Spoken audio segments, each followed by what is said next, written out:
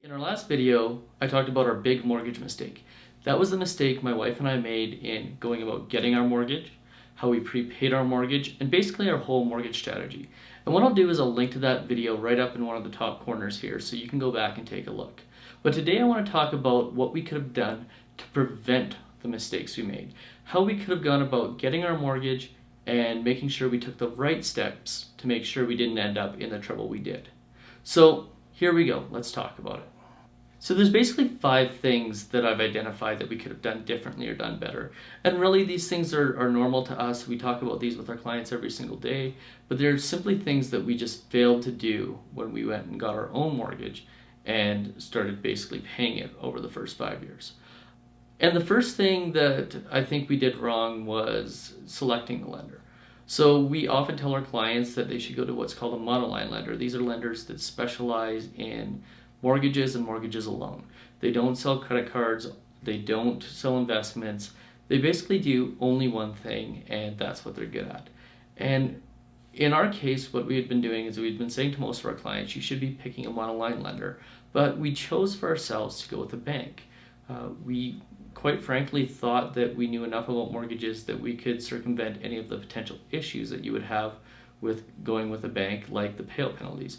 We found out later that wasn't the case. As you'll see in the original video, when we tried to pay out our mortgage, it was basically a $25,000 penalty to get out in order to access the equity that we had accumulated over the last 4 or 5 years. So we always tell our clients to go with a monoline lender, and the answer to that is simple. Payout penalties. They're always going to be lower, especially on a fixed rate mortgage, with a monoline lender. And let's call a spade a spade. All the money in Canada comes essentially from 6 places, the 6 big banks.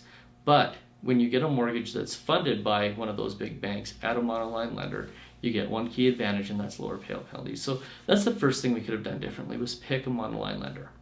The second thing we could have done, and probably the most important thing we could have done, would have been to choose a variable rate over a fixed. Now we knew that a variable rate would do better than a fixed rate mortgage the majority of the time. But we got caught in that trap of picking a fixed rate mortgage over a variable rate mortgage because interest rates were 3.09 and we thought for sure that the interest rates weren't going to go lower. So we picked the fix. We were wrong, flat out. In fact, I think it cost us probably about $18,000. We could end up paying about 2.25%, even lower if we would have taken advantage of the ability to pay a 3-month interest penalty that comes with a variable rate and lowered our interest rate down to 2%. So we would have had more options, we would have had more flexibility. And again, going back to the payout penalties, if we would have had a variable, that interest rate differential that took the penalty from being $2,000 or $3,000 to being $25,000 would have never been in play. It would have been substantially easier to get out of the mortgage and substantially less costly. So picking a variable over a 5-year fixed, would we ever pick a 5-year fixed again? The answer is no, absolutely not. 1, we paid too much, and 2, it costs way too much to get out of them. The third thing we could have done in order to prevent the issues that we had was making sure that when we got the mortgage, we had got what's called a re-advanceable line of credit set up at the same time. So what a re-advanceable line of credit does is, as you pay your mortgage down, the line of credit grows by the amount that you paid off on the mortgage. It's really simple. So let's say over those 5 years, we paid something like $70,000 down on that mortgage. Well, if we would have had a re-advanceable line of credit, we would have had that $70,000 available to us if we needed it on a rainy day. Quick and easy way to access equity that we've paid down. So, I think we've put this in place now. I think if you've got more than 20% equity in your property, this is the single best security blanket you can have on a mortgage, period. In fact, since we had the issue that we had in March of this year, we've pretty much told every client that we have who has 20% equity or more in their property to make sure that they get a re-advanceable line of credit added to their mortgage. It just makes sense. So the fourth thing we could have done to make sure that we prevented the issue that we had was to have chosen a lender that had a skip a payment option. Now, what a skip a payment option does is it allows you, if you're ahead on your mortgage, to call the bank and say, listen, we want to skip a payment this month. And where that comes in handy is in situations like ours where you have more payments than you have money at the end of the month. But also in other scenarios like, let's say you have a family member that passes away and you need to take a flight across the country. Or you're going on your dream vacation to Europe for a month and you just don't want to have to make that payment. There's all sorts of scenarios, but having that skip a payment option would have made a world of difference to us.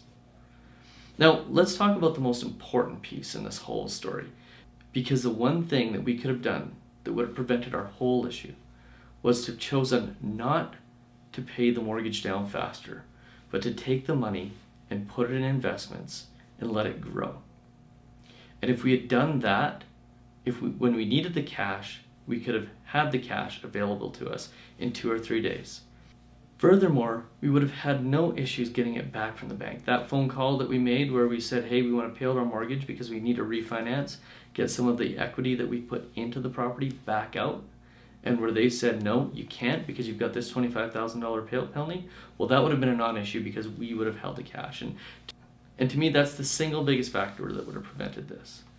Having access to those funds and having control of those funds was the difference between us having to call mom and dad and say, hey, listen, can we borrow that $4,000? Or being able to say, you know what, we're just going to take it out of this investment and use it for the month. And quite frankly, we would have had no issues anyways because that extra $70,000 that we had paid down in equity would have been sitting in a bank account. There would have been no issue whatsoever. At the end of the day, our biggest mistake was not following our own advice. So all the good advice we give our clients, when we talk about saving first before you pay off your mortgage, when we talk about having a variable rate instead of a fixed rate, just following the good advice that we give our clients and that, you would get from most mortgage brokers would have saved the day. And that's the biggest takeaway, is even though paying down the mortgage feels so much more secure, the reality is we've gotten this illusion of security dangled in front of us from the banks. The 5-year fix being a better option. Paying down your mortgage as fast as you can instead of investing. All of these things are things that intuitively make sense, but at the end of the day, they can cause significant financial problems. So I don't know what the best advice to give here is because, I could say go and talk to a mortgage broker. I don't necessarily think every mortgage broker has the same level of sophistication. I don't say that to impress anybody, but to impress upon you that most people believe a 5-year fix and paying down your mortgage as fast as possible are the 2 best things you can do, especially in this interest rate environment. But, really looking at what the potential problems are in the future, really looking at what your financial goals are and understanding how finances work. And as I sit here, I'm sitting here saying, well, I don't know what advice to give you. I don't know if I should tell you to go to the bank, go to a mortgage broker, go to somebody that you trust. Go. You know what the best advice is? As I'm sitting here and what I'm realizing is the best advice that you can get is this: stay fluid and stay flexible in your finances. Give yourself lots of options and make sure that you aren't tied to the bank and what they dictate you should do with your money. After reflecting on all of this and reflecting on the 5 things we could have done differently, the one key takeaway is stay flexible, stay fluid, and make sure that you don't lock yourself in with the bank and your mortgage product. I hope that this journey that we went on is something that can help you watching this video. I know it's certainly been a huge eye-opener to us. I know our clients are definitely going to benefit from this because you know what? Now we've been through it, now we can talk about it. And I hope that sincerely this video and this series of videos has the same effect for you. So thanks for watching, and remember this: stay fluid, stay flexible.